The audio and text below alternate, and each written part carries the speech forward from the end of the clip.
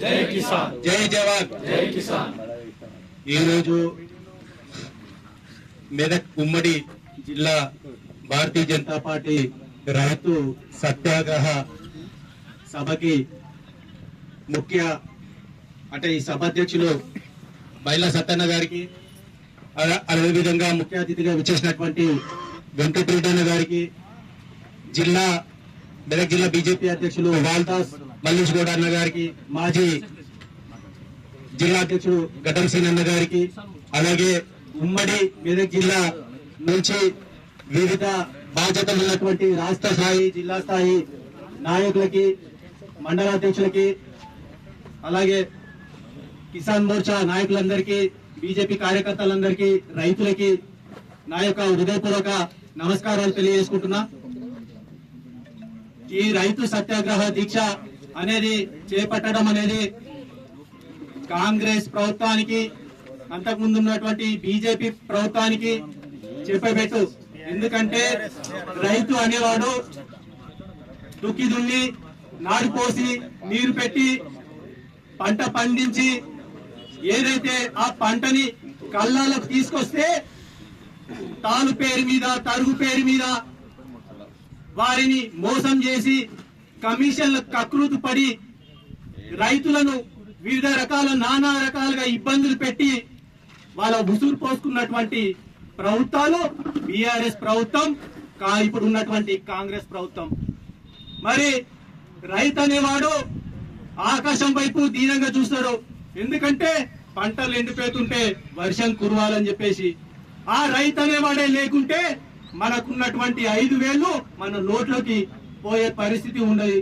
ఎందుకంటే ఒక రైతు బాధ రైతు బిడ్డకు మాత్రమే తెలుస్తుంది. ఆ రైతే లేకుంటే దేశ ఆర్థిక పరిస్థితి అధ్వానంగా తయారై ఇక్కడ ఉన్నటువంటి దేశం వెనుకబడే పరిస్థితులు ఏర్పడతాయి.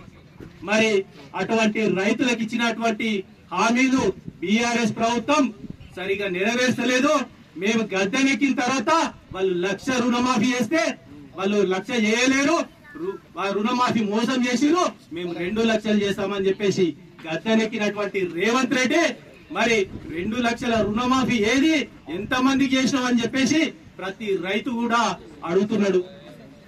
మరి మోసం చేయడానికి సిగ్గు లేదా రేవంత్ రెడ్డి ఈ కాంగ్రెస్ ప్రభుత్వానికి అని చెప్పేసి మనం కూడా, రైతులు కూడా అడగాల్సిన అవసరం ఉంది. గద్దెనెక్కిన తర్వాత కూలీలు చేసుకున్నటువంటి రైతులకి 12,000 రూపాయలు మేము ఇస్తామని చెప్పేసి అన్నటువంటి వ్యక్తి రేవంత్ రెడ్డి. మరి ఆ విషయాలే, నువ్వు ఇచ్చిన హామీలే గుర్తు చేయడానికి, అడగడానికి భారతీయ జనతా పార్టీ ఈ సత్యాగ్రహ దిశ శాంతియుతంగా నిర్వహించడం జరుగుతుంది. మరి కేసీఆర్ వాస్తవానికి తెలంగాణ ఏర్పడ్డది ఎందుకంటే మన నీళ్లు, మన నిధులు, మన నియామకాలు అనే మన దాంతో తెలంగాణ ప్రభుత్వాన్ని మనం ఏర్పరచుకున్నాం. మరి దళితుని సీఎం చేస్తానని చెప్పేసి గద్దెనెక్కినటువంటి కేసీఆర్ మరి ఆయన రైతులకు గాని ఏ విధంగా అటువంటి గాని మనకు ఏ విధంగా రైతులకి లాభం చేసే పరిస్థితులు చేయలేడు. ఎందుకంటే రైస్ మిల్ల పేరు మీద, తాను పేరు మీద, తను పేరు మీద కార్పొరేట్ సంస్థలకు మాత్రమే లాభం చేకూర్చిండు. మరి దాని తర్వాత సీఎం రేవంత్ రెడ్డి గారు ఏంటంటే 2,00,000 రుణమాఫీ చేస్తా అని చెప్పేసి కొంతమందికే 2,00,000 రుణమాఫీ చేసిండు.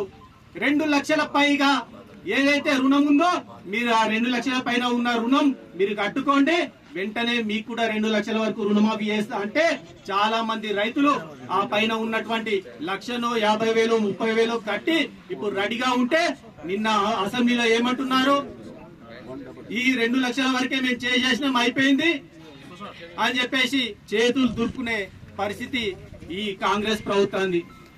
మరి గత ప్రభుత్వాలు ఏం చేసినాయంటే రైతులకి ఇన్పుట్ సబ్సిడీ అనేది ఒకటి ఇస్తుండే. ఆ ఇన్పుట్ సబ్సిడీ అంటే సకాలంలో మనం రుణాలు ఏ విధంగా అయితే బ్యాంకులకు కడతామో దాని ఇంట్రెస్ట్ అనేది మాఫీ అవుతుండే.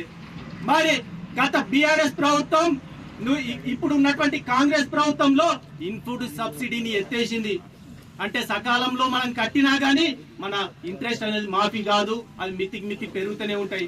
మరి ఈ రకంగా రైతులను మోసం చేస్తుందంటే రెండు ప్రభుత్వాలు మోసం చేసినాయి. ప్రజలు ఏమనుకున్నారు?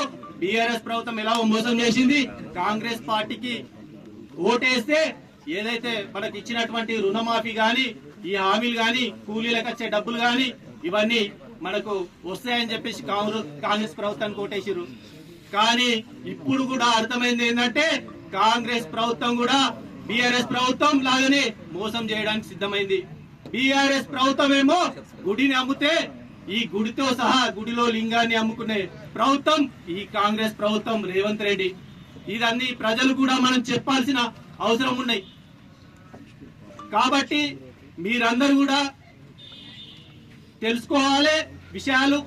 మన భారతీయ జనతా పార్టీ ఏదైతే అభివృద్ధి చేస్తుండో నరేంద్ర మోడీ గారు పిఎం కిసాన్ కింద 6,000 రూపాయలు ఇస్తుండు. ఎప్పుడన్నా ఆగినాయన్న పిఎం కిసాన్? ఎప్పుడు కూడా ఆగలే. వాళ్ళేమో నిధులు లేని కొరత కారణంగా రైతు బంధు గాని, అంతకుముందు ఇప్పుడేమో రైతు భరోసా పేరు మీద ఇస్తున్నటువంటిది కూడా ఇప్పుడు 3 ఎకరాల వరకే ఇచ్చిరు. మరి మిగతా రైతుల పరిస్థితి కదా ఒక్కసారి ఆలోచించుకోవాలి. బీఆర్ఎస్ ప్రభుత్వం ఏమో 100 ఎకరాలు కూడా ఉన్నోని కూడా రైతు బంధు కొందరికి ఇచ్చిరు. మరి ఎవరు సొమ్ము? అది రైతుల సొమ్ము కాదా? వివిధ అభివృద్ధి పనులకు ఆటంకం కాదా? అయితే వాస్తవానికి అది మనం అర్థం చేసుకోవాలి. మిగతా ఇప్పుడు రెండు ప్రభుత్వాలు ఏం చేసినాయంటే బీఆర్ఎస్ ప్రభుత్వం గాని, కాంగ్రెస్ ప్రభుత్వం గాని రైతు బంధు, రైతు భరోసా పేరు మీద వాళ్ళు ఎకరాకి చొప్పున ఏదైతే 7,000 ఇస్తుర్రో అంటే ఎకరాకి 10-15 రూపాయల చొప్పున ఇస్తున్నారు. కానీ నరేంద్ర మోడీ గారి ప్రభుత్వం ఒక్క గుంట ఉన్నా కూడా 6,000 రూపాయలు ఇస్తుంది. మరి బీద వాళ్ళ కోసం ప్రవేశపెట్టినటువంటి పథకమే నరేంద్ర మోడీ గారు పిఎం కిసాన్. మరి బీద వాళ్ళకి ఉపయోగపడే పథకాలు ప్రవేశపెట్టిన నరేంద్ర మోడీ గొప్పడా, మరి ఈ పార్టీలు గొప్పయా? ఒక్కసారి ఆలోచించుకోవాలి. పిఎం కిసాన్ అనే కాకుండా యంత్రలక్ష్మి స్కీమ్ కూడా నరేంద్ర మోడీ గారు ప్రవేశపెట్టారు. మరి యంత్రలక్ష్మి స్కీము ఇక్కడ ఇంప్లిమెంట్ చేస్తలేరు. ఆ స్కీమ్ కింద టార్పన్లు గాని, స్ప్రే పంపులు గాని, ఏదైతే ట్రాక్టర్ సంబంధించిన యంత్ర సామాను గాని మనకి సబ్సిడీ కింద వస్తుండే.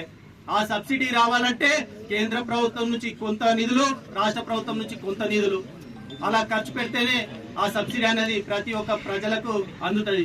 కానీ ఇక్కడ ఆ డబ్బు పెట్టాలంటే ఇక్కడ రాష్ట్ర ప్రభుత్వం దాన్ని ఖర్చు పెడతలే. దానివల్ల రైతు చాలా నష్టపోతుండు. అలాగే ఎంఎస్పీ కింద కేంద్ర ప్రభుత్వం ప్రతి సంవత్సరం దాదాపు 100 నుంచి 50 రూపాయలు ప్రతి పంట మీద పెంచుతుంటుంటే ఇక రాష్ట్ర ప్రభుత్వం కూడా కలిపి పెంచాలి. మరి పన్నులు రాష్ట్ర ప్రభుత్వం కేంద్ర ప్రభుత్వంతో సహా వసూలు చేసినప్పుడు మరి ఎంఎస్పీ కూడా పెంచాలి. అది మనం అడగాల్సిన అవసరం ఉంది.